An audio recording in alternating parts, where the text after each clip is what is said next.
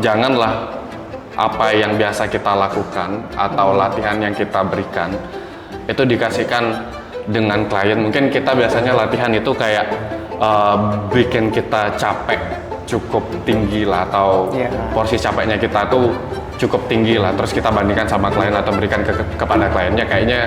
Kayaknya itu hal yang salah deh. Ya memang bakal bikin klien itu berkeringat, bikin kecapean banget, bikin ngerasa latihannya itu intensitasnya tinggi banget dan ngerasa akan berubah cepat. Tapi kan sebenarnya bukan seperti itu kan yang kejadian.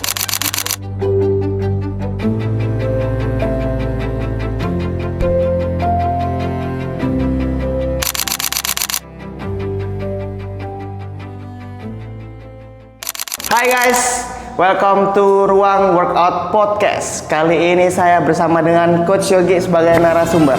Halo. Coach Yogi, topik yang kita bahas kali ini adalah tentang deload. Supaya teman-teman ini ngerti apa itu deload, coba kita samain persepsi dulu sih Coach. Deload itu apa sih kalau menurut Coach Yogi sebagai Coach?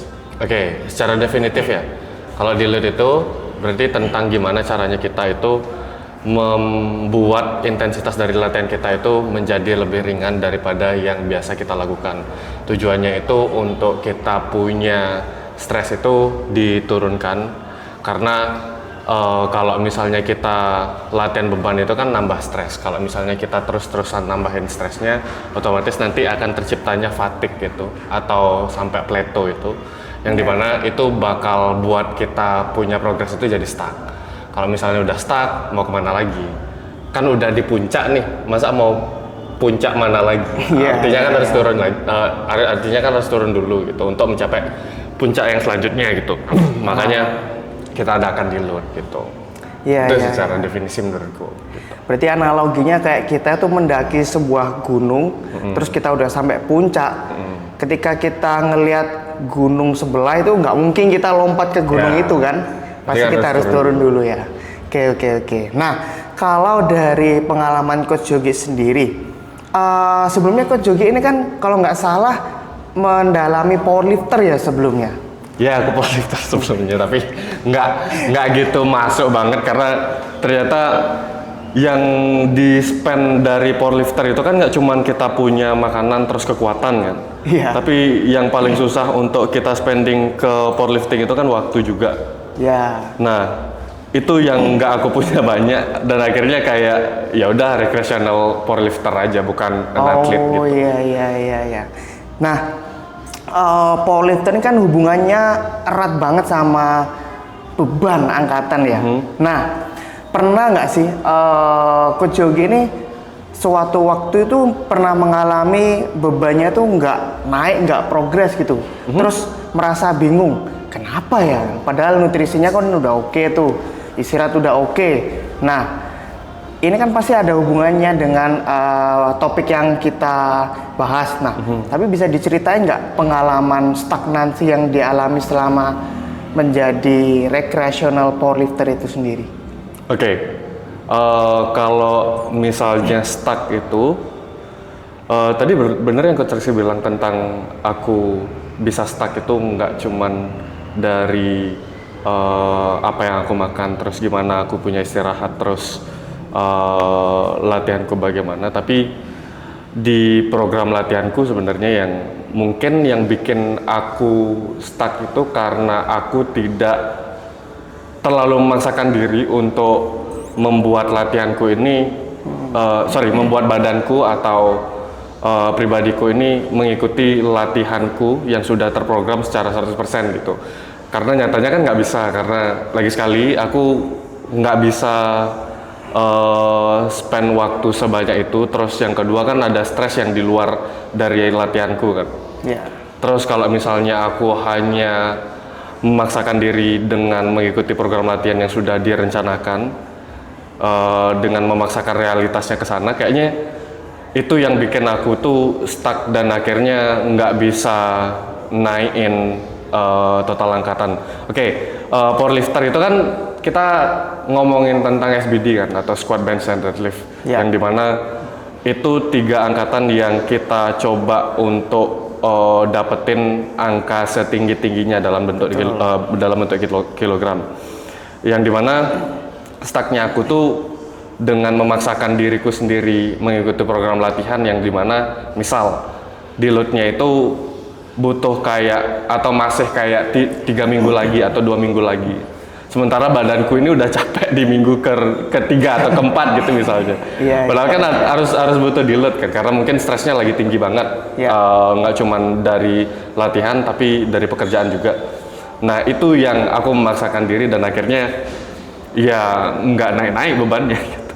Nah berapa lama waktu yang dibutuhkan Coach Yogi itu untuk menyadari bahwa atau menurunkan ego akhirnya aku ini stagnan loh dan akhirnya yaudah deh deload gitu. Kayaknya cukup lama deh karena paling parah deh. Karena aku memaksakan diriku, kayaknya ada di masa dimana waktu into banget aku sama powerlifting itu ngemaksainnya itu kayak hampir setahunan sih. Karena merasa nggak naik-naik dan butuh spending waktu di sana, terus memaksakan spending waktu ternyata nggak bisa, tapi nyoba lagi dengan hal yang sama itu cukup berulang-ulang. Lakuin sesuatu yang berulang-ulang tanpa ada perubahan kan bodoh sebenarnya. Ya selama setahun itu kayaknya aku bodoh karena nggak bisa percaya sama realitasnya. Karena mungkin kurangnya ini juga ya, pengetahuannya juga ya. Jadi terlalu tinggi ego gitu. ya. Waktu itu kalau boleh tahu di beban berapa tuh stagnannya itu? Misalkan deadlift, waktu itu stuck di 200 atau 220. Bentar dulu. Ya kayaknya aku sempet stuck di deadliftku itu di 180, susah kali ngebreak 4 plate itu. Iya. Dan 4 plate itu artinya 20 kilonya itu ada 4 satu sisinya, terus kedua sisinya itu ada 8, terus sama barbelnya itu ada 20 kilo gitu. Nah di sana susah ngebreaknya, terus akhirnya pelan-pelan fokusnya itu nggak cuma di program latihan aja, tapi di makannya juga, terus sama aku punya istirahat. Baru di sana baru pelan-pelan naik, dan naiknya ke 200 itu pun juga cukup lama sambil aku belajar teknik, kayaknya 6 bulanan atau di atas 6 bulanan. Iya. Nah itu kan cerita sebagai seorang recreational powerlifter. Nah, tapi sekarang kan Coach Yogi ini seorang coach juga kan di Go Workout ini terutama ya. Nah setelah mengalami pengalaman pribadi seperti itu kan pastinya belajar dari experience. Nah sekarang di posisi seorang coach melihat klien kita ini mengalami stagnansi. Nah gimana Coach Yogi itu menyadari bahwa klien kita itu sudah mulai menemui fase stagnannya itu sendiri? Oke. Ini sangat bergantung sama ini ya, kita punya klien yang dimana kliennya kita itu aku ambil satu contoh aja. Ada klienku yang kerjaannya itu di event organizer gitu, kayaknya event organizer kalau nggak salah, tapi di satu hotel lah, yang dimana di suatu waktu itu yang ngebikin dia stuck itu sebenarnya bukan latihannya, karena latihannya nggak gitu ngambil waktunya dia terlalu banyak, terus sangat-sangat menyesuaikan. Yang bikin dia stuck latihannya tuh karena dia punya stres kerja tuh lagi tinggi-tingginya, dan akhirnya itu ngaruh sama makan dan tidurnya dia. Terus mau nggak mau harus ngaruh sama si program latihannya dia. Karena berkaca dari pengalaman pribadiku yang memaksakan diriku untuk meningkatkan angkatan, itu kan ujung-ujungnya nggak ada kemana-mana, malah turun lagi gitu, atau malah aku stres sendiri lagi. Nah jadi kalau ngomongin soal deload tadi itu, akhirnya itu dia itu nggak punya waktu di mana seharusnya dia deload, tapi merencanakan kapan dia deloadnya itu berdasarkan kerjaannya dia sih. Karena pada akhirnya aku harus menyesuaikan dia punya kerjaan. Karena kalau intensitas kerjaannya dia itu tinggi, otomatis makanan yang dia laporkan semakin buruk. Iya. Dan akhirnya itu akan ngaruh ke latihannya kita gitu. Akhirnya kita sendiri yang harus adaptasi gitu sih. Yang harusnya minggu ini RP sekian, tapi dia Iya. datang udah kerut mukanya, kusam. Iya, Kayak gitu ya. apalagi nyampe yang dimana dia itu kayak sambil latihan harus sambil kerja juga. Ya. Coach Rexy pernah ngerasain kayak gitu? Dulu masa-masa masih ngeyel itu, coach. Pasti itu kita semua sebagai coach itu pernah mengalami fase itu. Nah, tapi Coach Rexy yang paling parah untuk sampai membuat program latihan kliennya itu harus se-deload itu dan serendah itu supaya kita nggak memaksakan atau meningkatkan stres levelnya si klien terlalu tinggi, itu pernah? Pernah sih, coach. Karena ya apalagi cewek terutama. Kita tahu semua wanita itu punya sirkulasi hormon yang berbeda dengan cowok ya. Yep. Jadi kalau bisa dibilang fase deloadnya cewek itu sangat tentatif. Kayak jadwal klien juga. Nah, jadi dalam mengatasi fase deload yang nggak terjadwal, kalau dari pengalaman saya sendiri sebagai coach itu adalah dengan menanyakan tujuannya kembali. Apakah program ini mau dibawa dalam waktu dekat, goals-nya, atau jangka panjang? Jadi kita bisa bilang fast progression atau slow progression aja.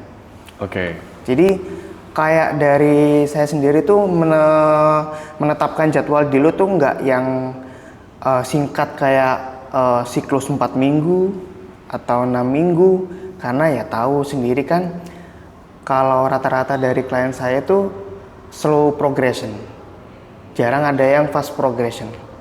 Jadi mungkin di minggu ke-8 atau minggu ke-6 bisa jadi itu baru deload. Karena memang frekuensi latihannya sendiri pun kan Kayak kita ya. 2 sampai 3 kali. Kalau 2 kali kita deload dalam minggu ke-5, 6, ngapain? Orang lagi nggak stres. Itu dia kok. Tapi menurutku itu juga bergantung sama fitness level sih Coach Rexy. Menurut Coach Rexy gimana? Betul. Karena tingkat kebugaran seseorang kan sangat mempengaruhi performance-nya dia waktu latihan kan terutama. Terus juga yang saya tahu dari Coach Yogi, indikator dari munculnya stagnansi itu ternyata nggak cuma soal nutrisi, istirahat, dan metode latihan. Ternyata stres ini yang jarang orang notice. Stres pun kan ya banyak kan faktornya, lingkungan kita tadi yang Coach Yogi bilang dari kerjaan. Nah, klien-klien kita memang rata-rata budak korporat.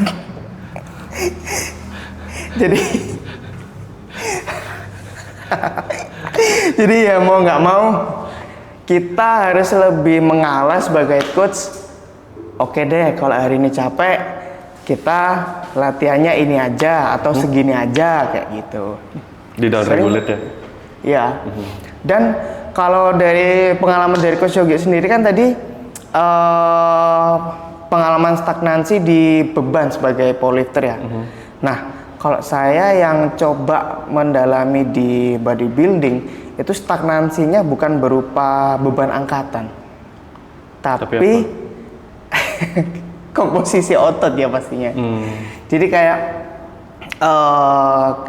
kan saya rutin untuk ngecek secara in body, lingkar tubuh dan visual tentunya. Itu kayak pernah itu dalam waktu 8 bulan tuh nggak mengalami perubahan 1 senti pun di lingkar tubuh ataupun di persenan timbangan. Ya walaupun kita tahu timbangan InBody itu nggak akurat 100% pastinya. Tapi itu bisa jadi acuan kalau kita nggak pakai timbangan yang berbeda itu ya bisa jadi patokan kayak gitu. Nah, tapi yang tadi aku mau di sana dong. Yang tadi aku penasaran tentang Coach Rexy ngomongin tentang Coach Rexy dapat stuck di komposisi tubuh yang nggak berkembang itu. Terus apa ininya caranya Coach Rexy untuk bisa berkembang? Pasti steroid ya.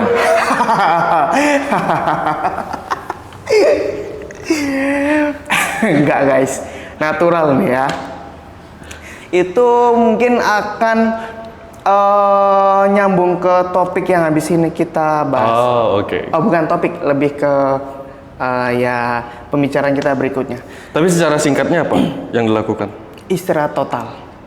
Oh, wow. Oke. Aku nggak expect kamu jawab kayak gitu. Oke. Iya. Karena ya itu tadi indikatornya kan ada stres yang nomor 4 tadi ya. Karena stres yang sudah ditumpuk dan menjadi penuh di kepala, akhirnya saya sendiri memutuskan untuk istirahat total. Ya waktu itu mungkin ya 3-4 minggu. Istirahat total itu maksudnya gimana? Nggak latihan sama sekali? Saya melakukan cross sport. Oke. Melakukan cabang olahraga lain untuk merefresh. Jadi nggak yang nonstop nggak olahraga, karena itu salah malahan. Oke. Jadi kayak ya main tenis. Berarti selama 3-4 minggu itu nggak lakukan latihan beban? Sama sekali, meninggalkan. Oke. Jadi hanya melakukan cross sport tadi.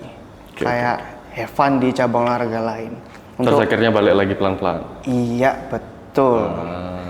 Dan itu pun terjadi di awal-awal memulai fokus ke bodybuilding ya.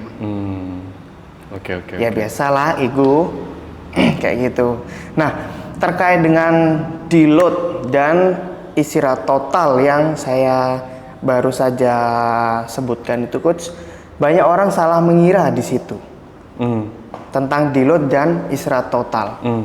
Nah, kalau tadi definisi awal kita bilang kan deload itu mengurangi intensitas latihan. Nah, tapi masih banyak orang-orang yang berpikir bahwa deload itu ya itu nggak ngapa-ngapain. Oke. Kayak aku butuh rest total supaya nyeri-nyeri ototnya hilang atau moodnya nunggu balik lagi kayak gitu. Nah, kalau dari pandangan Coach Yogi, sebetulnya lebih baik melakukan deload atau istirahat total. Kalau konteksnya adalah kita coaching klien. Kita sebagai coach memberikan keputusan terhadap klien yang apakah kita lakukan deload atau istirahat total gitu ya? Iya. Minta konteks lagi dong tentang ini kondisi kliennya gimana? Misalkan tadi pekerja korporat deh, yang 6 hari seminggu. Oke. Berarti kita ngomongin fitness level yang masih dalam kategori beginner lah ya. Ya, pengalaman 1 tahun atau under lah. Oke. Kalau menurutku, kalau istirahat total itu yang jelas enggak. Yang dimana kalau misalnya beginner, itu kita kan ngomongin tentang dia nggak cuman dia akan bisa nambah otot atau nambah kuat, tapi kita juga ngomongin dia punya kebiasaan untuk olahraga, yang dimana dia nge-hire kita kan untuk yang kebanyakan klien nggak tahu ya, supaya dia itu punya kebiasaan atau disiplin dalam olahraganya ya. Kadang-kadang soalnya beberapa klien yang nge-hire kita itu untuk supaya dia bisa olahraga aja, meskipun dia itu mungkin udah tahu gimana caranya melakukan olahraga gitu, butuh temen aja kan. Ada beberapa klien yang kayak gitu. Terus karena di kebanyakan hal yang bikin klien itu tidak mencapai fitness goals-nya gitu mungkin, atau apa yang dituju, itu karena kerajinan dia akan olahraga atau mungkin latihan beban secara spesifik itu masih kurang sekali. Iya, yang dimana itu salah satu tugas kita kan sebagai coaches. Terus tadi pertanyaannya tentang lebih baik ngasih dia deload atau ngasih dia full total rest gitu. Ya. Selama dia masih bisa meluangkan waktunya untuk dia latihan, itu kita lebih mending untuk kasih dia tetap latihan sih. Karena bagaimanapun juga kalau misalnya rest total, apalagi nggak punya pengalaman untuk balik lagi kayak Coach Rexy tadi bilang. Coach Rexy tadi bilang kan rest total kan 3-4 minggu kan? Iya. Nah, bayangin sekarang klien yang baru cuman 3 bulan aja untuk latihan sama kita, terus dikasih rest total selama sebulan deh. Hilang. Untuk balik itu susah gitu. Kebiasaan baru dibentuk 3 bulanan terus mau di rest total sebulan kan kayaknya susah banget untuk dapat lagi gitu. Jadi ngomongin tentang mood tadi juga kan, apalagi perempuan lagi kamu bilang, nggak perempuan sama laki itu sebenarnya sama aja, karena itu soal prioritas kan sebenarnya. Gitu sih. Gitu sih menurutku. Jadi mungkin yang bisa aku konklusikan dari yang kita bahas tadi itu jalan untuk ngasih si kliennya rest total dengan konteks dia itu rest total itu kayak 3 mingguan sampai 4 mingguan, itu kayaknya bukan hal yang baik untuk kita kasih ke kliennya kita, karena dia punya kebiasaan untuk punya olahraga atau disiplin olahraga tuh masih belum kuat lah, atau sekuat Coach Rexy yang tadi bilang Coach Rexy lakukan lah. Betul. Terus kalau misalnya Coach Rexy bilang gimana dengan melakukan olahraga lain, kayaknya boleh, tapi base untuk dia daripada mengistirahatkan latihan bebannya, ini konteks dia latihan beban ya, latihan beban, daripada mengistirahatkan dia latihan beban fully, mending kita kombinasikan aja porsi antara latihan beban sama dia mencari olahraga lainnya, kayak gitu.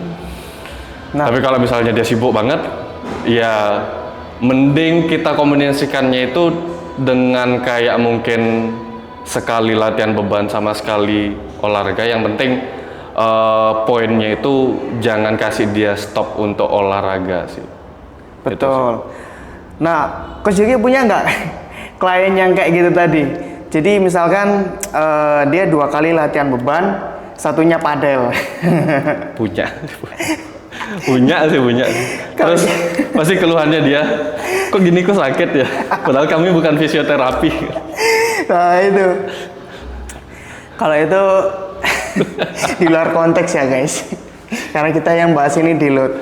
Nah berikutnya kita akan bahas tentang variabel. Nah ini mungkin agak sedikit lebih kompleks lagi pembahasannya tentang variabel apa aja yang diperlukan ketika melakukan deload. Enggak gini aku, enggak mudeng sama pertanyaan. Jadi variabel yang saya maksud tuh kayak misalkan ada dalam metode program latihan kan ada set, frekuensi, intensity. Ngomongin itu yang kita rubah gimana caranya supaya bisa jadi deload gitu. Nah itu banyak yang bingung soalnya ini. Deload itu benar-benar bergantung sama kita punya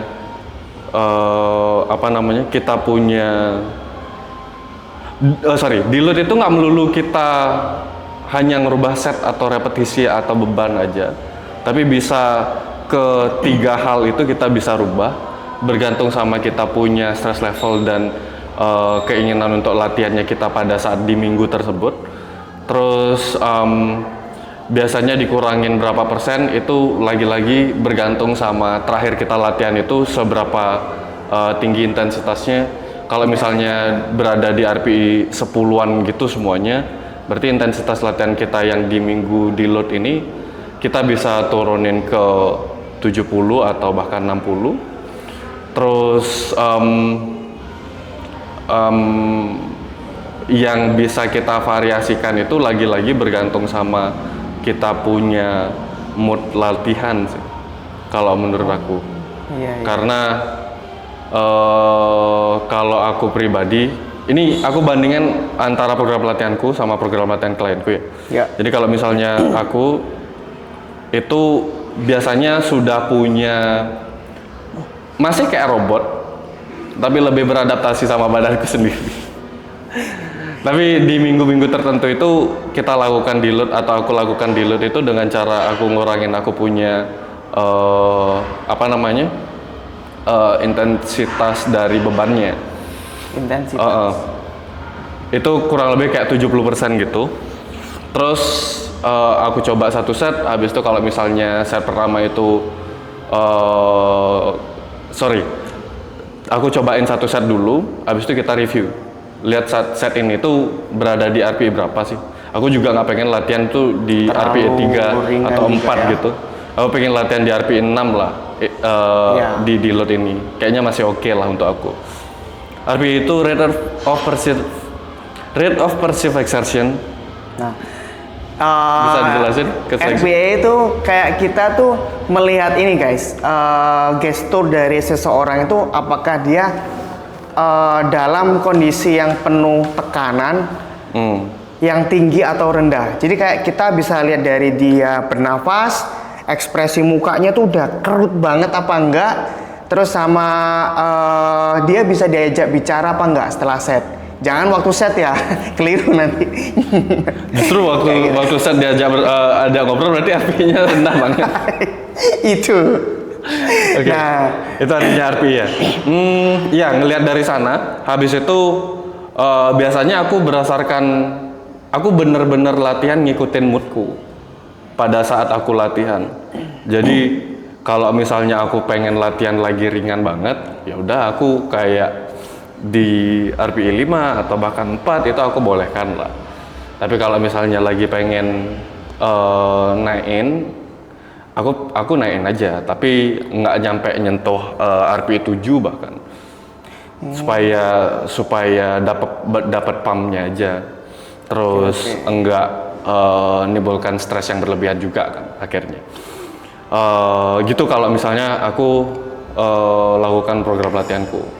Kalau misalnya klien berdasarkan itu tadi tergantung stresnya dia. Jadi nggak di minggu keberapa, tapi di kapan dia ini sibuk banget klien kerjaannya gitu. Betul. Itu yang pertama. Terus yang kedua, kalau misalnya mau melakukan deload, berarti aku down regulate aja karena kapasitas dari klien ini kan sebenarnya bisa setinggi itu karena dia punya fitness level masih tergolong cukup rendah dan dia punya frekuensi latihan juga cukup rendah kan. Karena daya recovery-nya kan bisa jadi lebih tinggi kan. Betul. Yang aku maksud ini klienku yang latihannya cuma 2 kali seminggu ya.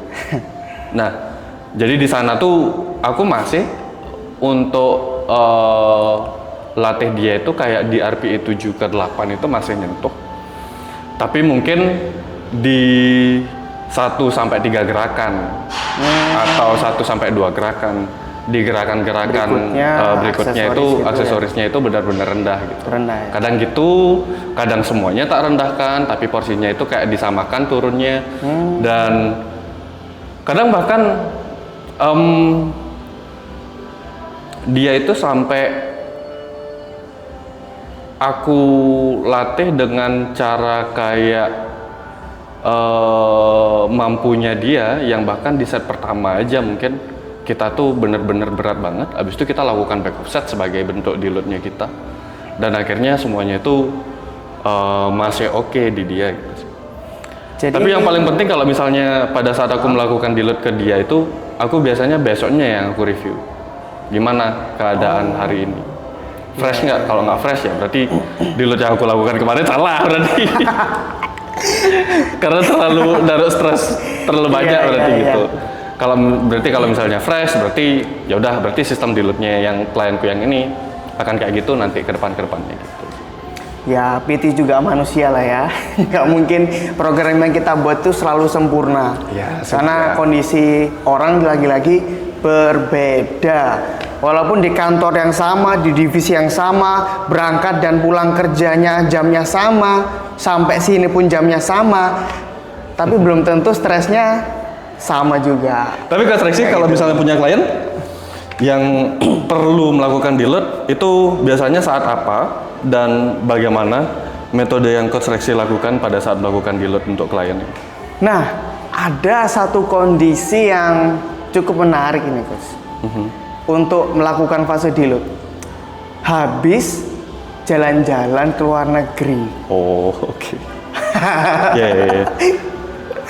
Jadi kalau ada klien yang jalan-jalan atau tugas kerjaan ke luar negeri atau keluar pulau gitu dalam waktu seminggu atau bahkan ada yang sampai 2 minggu off, itu kita nggak mungkin kan, misalkan balik-balik ternyata programnya pas di minggu ke-4 atau 3 waktu RP 8, nggak mungkin loh. Iya. Diturunkan. Nah itu. Tapi nuruninnya sampai berapa persen sih biasanya dari latihan terakhir lah kita mau ngomongnya, jangan 1RM karena kita nggak nyariin 1RM. Ya 1RM itu susah ya kalau konteksnya kita fitness komersial gitu. Karena ya itu hanya untuk atlet atau profesional aja pastinya. Nah, cara saya untuk melakukan atau menerapkan deload itu yang pastinya membuat prescription dulu atau resepnya dulu.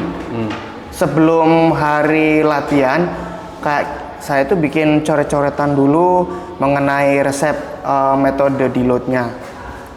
Dan yang kedua itu melakukan kondisional.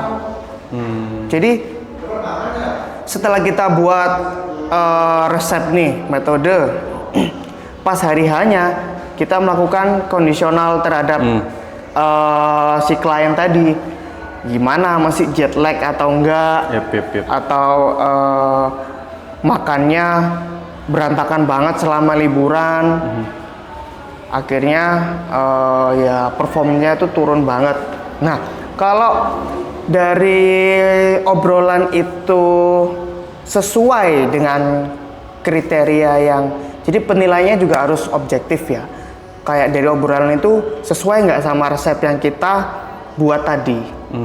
Nah, misalkan kalau saya sendiri tuh nggak terlalu banyak sih coach turunnya tuh, kayak intensitas beban tuh kayak 10 sampai 20% aja.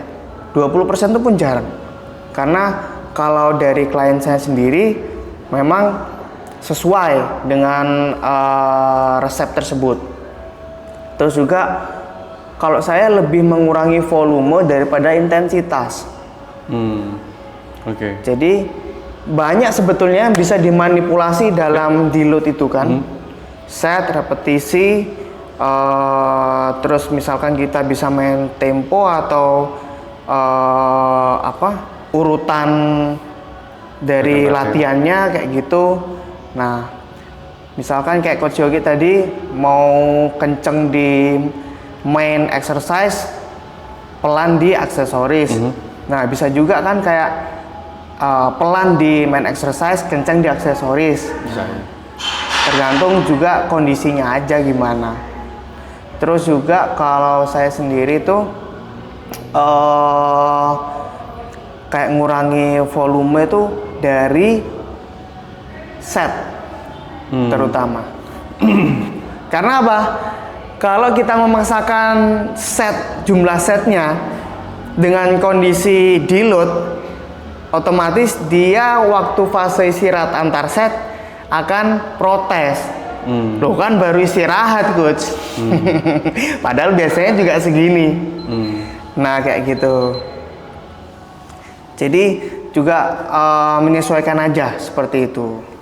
Oke, di penghujung ini kita sudah membahas banyak kali metode deload dan pengalaman pribadi serta klien selama coaching. Nah, ada nggak pesan atau kita bilang closing statement dari Coach Yogi untuk coach-coach di luar sana,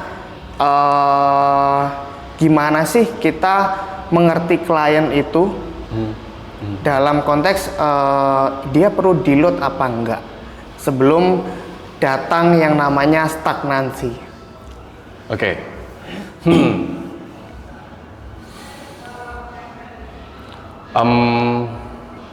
Aku nggak tahu ini akan nyambung atau enggak. Aku terakhir ngomongin tentang, ada postinganku yang ngomongin tentang pelatih yang dimana jangan memaksakan egomu dalam melatih klien itu supaya klien itu mengikuti dan berharap klien itu akan jadi kayak kamu. Itu poinnya.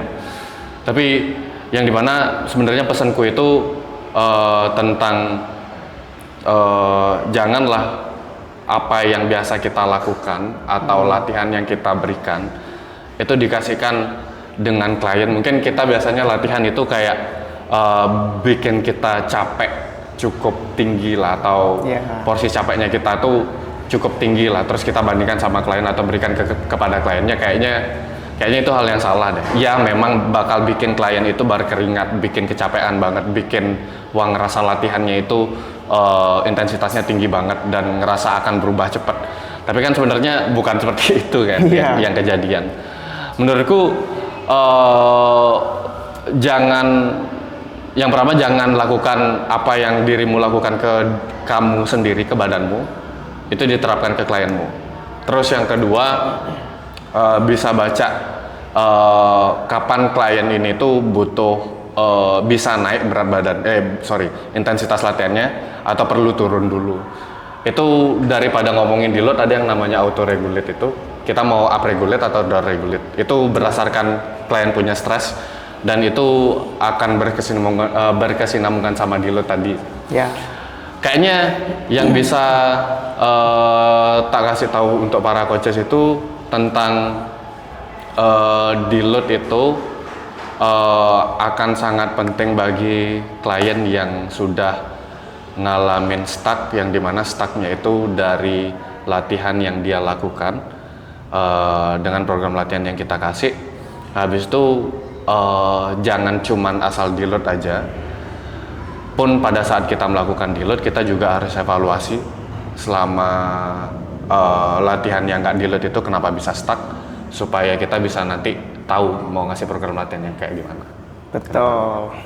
Oke, thank you Coach Yogi atas closing statementnya. Semoga itu bisa bermanfaat untuk orang yang menonton ini tentunya. Oke guys, goodbye. Terima kasih.